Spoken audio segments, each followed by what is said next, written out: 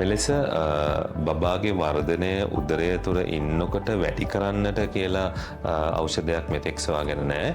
අපි බබාව මොනිටර් කරගෙන නැවත නැවතත් ස්කෑන් කරමින් යන අතරවාරයේදී බබා විශාල වශයෙන් වර්ධනය අඩුවක් වෙන්නොත් හරි වැදෑම ඇසට බබාට ගමන් කරන රුධිර ප්‍රමාණය විශාල වෙනස් වීමක් අපි නිරීක්ෂණය කරොත් ඇතැම් අවස්ථාවලදී අපිට බබාව කලින් ගන්නට සිද්ධ වෙනවා.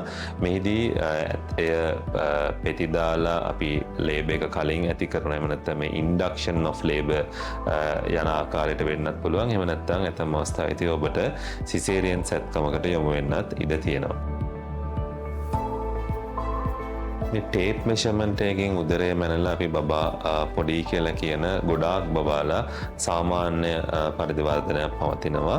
සුළු ප්‍රමාණයක් අර මං කිව්වා වගේ fetal growth restriction කියන ගණයට වැටෙන්නට පුළුවන්. නමුත් මම මේදී කියන්නේ මේ උදරය මැනලා බබාගේ මෙෂර්මන්ට් එක ගන්න එක වැරදි කියලා. ඒක හොඳ අවස්ථාවක් අපිට යම් කිසි ඉදිරියේදී ඇති වෙන සංකුලතාවයක් පවතිනවා නම් ඒ සඳහා කඩිනමින් ක්‍රියාත්මක වීමට කඩිනමින් ඉදිරි පියවර ගැනීමට ස්කෑන් පරීක්ෂණයකට යොමු වීම සඳහා.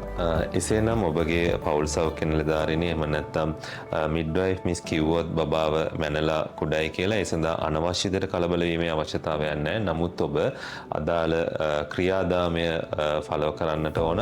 ඔබ ඔබගේ නාරියා ප්‍රසව වෛද්‍යරයව හම්බෙලා ඒ අදාළ ස්කෑන් පරීක්ෂණ කර ගැනීමත් නැවත ඉදිරි ස්කෑන් පරීක්ෂණ සඳහා යොමු වීමත් අවශ්‍ය වෙනවා. මෙහිදී අපිට ඔබවත් ඔබගේ කුස තුළ සිටින දරුවාවත් ඉතාමත් නිරෝගීමත්ව අපිට ඩිලිවර් කර ගැනීමේ හැකියාව පවතිනවා.